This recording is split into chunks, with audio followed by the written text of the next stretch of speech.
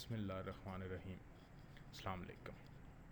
This is our fifth lecture, and still we are reading chapter number 1, Pakistan Movement. This is the first slide, and in this slide we are going to discuss the political services rendered by Sir Syed Ahmad Khan, and that is another aspect of the broader Aligarh movement. سیاسی خدمات کیا تھیں سر سید احمد خان کی اور تحریک علی گڑھ جو ہے اس کی بنیادی طور پر. So first point is of Hindu Muslim unity.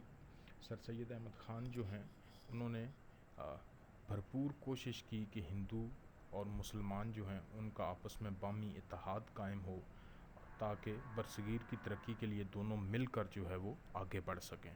لیکن انفارچونیٹلی ایسا نہ ہو سکا due to so many reasons, جس میں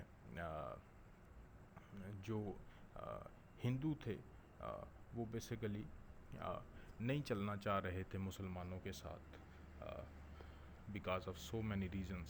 that's why sir Syed Ahmad Khan کو اس چیز کا بہت افسوس ہوا اور الٹیمیٹلی جو ہے وہ انہوں نے اس کو اپینڈن کیا اس نظریے کو.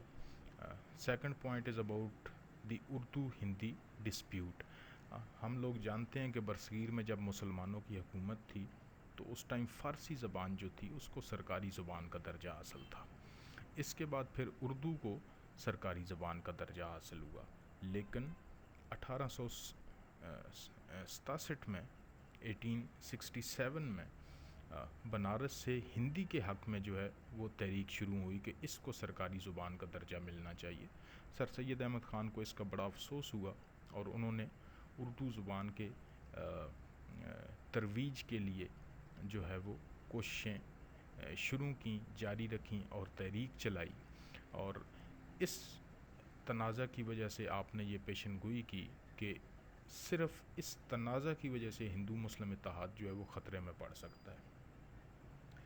اسی طرح جو تیسرا پوائنٹ ہے that is about the creation of British Indian association. 1866 میں سر سید احمد خان نے برٹش انڈین ایسوسیشن بنائی اور اس کا جو واحد پرپس تھا وہ یہ تھا کہ جو لوکل مسلم آبادی ہے اور جو برٹش گورنمنٹ ہے ان کے درمیان تعلقات کو یا روابط کو فروغ دینا ہے تاکہ جو مس انڈرسٹینڈنگز ہیں یا غلط فہمی ہیں وہ آپس میں ختم ہو سکیں. Fourth point is about a book written by William Hunter titled our Indian Muslims. اس میں کافی سارا ولیم ہنٹر نے مسلمانوں کے حق میں لکھا، لیکن کافی جگہ کے اوپر کچھ پوائنٹس ایسے تھے جو حقائق کے برعکس تھے. سو سر سید احمد خان نے ان تمام پوائنٹس کا تفصیلاً جو ہے وہ جواب دیا.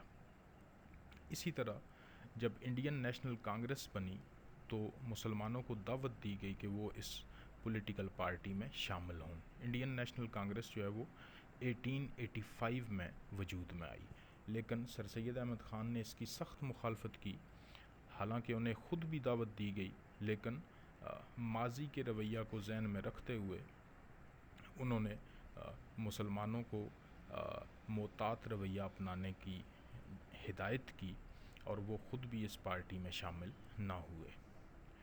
Next point is about two nation theory, دو قومی نظریہ.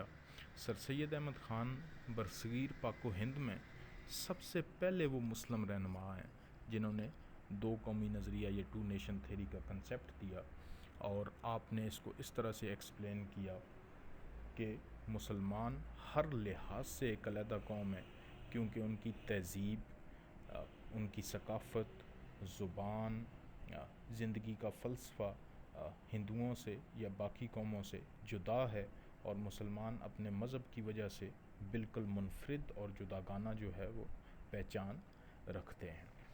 اسی طرح کوآپریشن ود گورنمنٹ، حکومت سے تعاون. سر سید احمد خان نے مسلمانوں اور انگریزوں کے درمیان غلط فہمیوں کو دور کرنے کے لیے مفاہمت اور تعاون کی پالیسی پر زور دیا، اور اسی طرح آپ نے رسالہ اسباب بغاوت ہند لکھ کر مسلمانوں کی زبردست جو ہے وہ وکالت کی. یہاں پہ ایک اور پوائنٹ ہے نیچے، اپوزیشن ٹو پارلیمنٹری ڈیموکریسی۔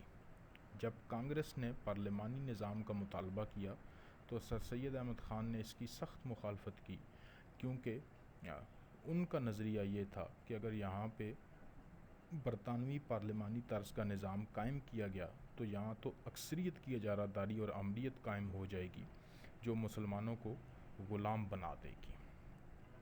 اسی طرح آپ نے جو مسلمانوں کی قانون ساز اسمبلی میں نمائندگی تھی اس کے لیے آواز اٹھائی، اور آپ خود بھی جو ہے وہ 1878 یعنی کہ 1878 سے 1882 تک جو ہے وہ قانون ساز اسمبلی کے ممبر رہے، اور آپ نے مسلمانوں کے حق میں آواز اٹھائی کہ قانون ساز اسمبلی میں مسلمانوں کو ایک متناسب جو ہے وہ نمائندگی ملنی چاہیے۔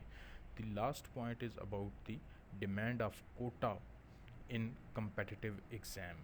مقابلے کے امتحان میں مسلمانوں کے لیے ایک مخصوص کوٹا جو ہے وہ مقرر کیا جائے، یہ سر سید احمد خان کا انگریز حکومت سے مطالبہ تھا۔ اس کی بنیادی وجہ یہ تھی کہ 1857 کے بعد جب مسلمانوں سے ان کی جائیدادیں، جاگیریں، نوکریاں سب کچھ چھین لیا گیا اور تعلیمی ادارے ان پر بند کر دیے گئے تو وہ کافی پیچھے رہ گئے۔